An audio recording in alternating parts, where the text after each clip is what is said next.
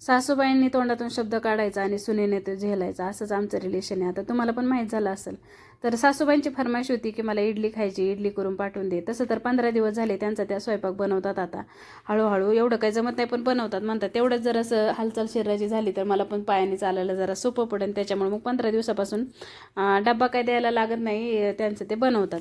तर इडलीसाठी कसं जास्त हातबाय लागतं ना. एक दिवस भिजवायचं, एक दिवस वाटायचं, पूर्ण 12 तास ते भिजून द्यायचं आणि मग त्याच्यानंतर दुसऱ्या दिवशी पण भरपूर एवढं करायला लागतं. त्याच्यामुळे मग त्यांनी मला सांगितलं की इडली करून दे, मला इडली खावीशी वाटते.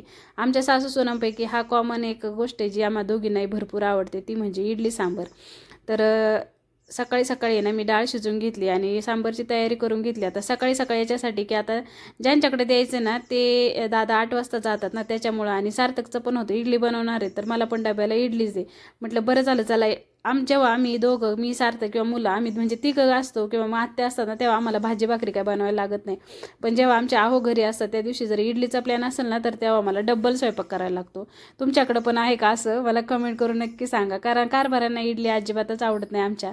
त्याच्यामुळं मग ते घरी असतील तेव्हा इडलीचा प्लॅन असेल ना त्यांच्यासाठी वेगळा भाजी चपाती, भाजी भाकरी असं काहीतरी स्वयंपाक बनवायला लागतो.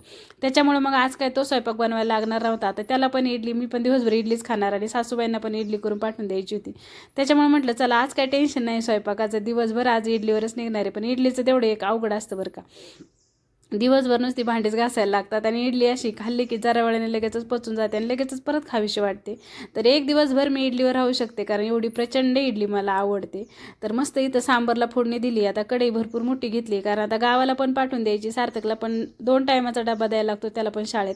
कारण आता स्कॉलरशिपचे क्लास चालू झालेत ना, सकाळी 8ला गेला का डायरेक्ट संध्याकाळी 5 वाजताच तो घरी येतो. त्याच्यामुळं त्याला पण डबा भरून द्यायचा. आणि इथं सासूबाईंना आता डबा देण्याची तयारी चालू आहे बघा. इथं मोठ्या डब्यामध्ये मी इडली भरून देते, मोठ्या डब्यामध्ये सांबर भरून देणार. आता 8 वाजले की ते दादा येतील डबा न्यायला. तर चला मग कसं वाटलं आजचं डेली रुटीनचा व्हिडिओ ते कमेंट करून मला नक्की सांगा. माझ्या चॅनलवर व्हिडिओ पाहणारे जर तुम्ही नवीन असाल ना तर कमेंट करून मला नक्की सांगा. चला मग आता मस्त इडली सांबर एन्जॉय करते. तुम्ही मात्र माझ्या व्हिडिओला लाईक शेअर सबस्क्राईब करा.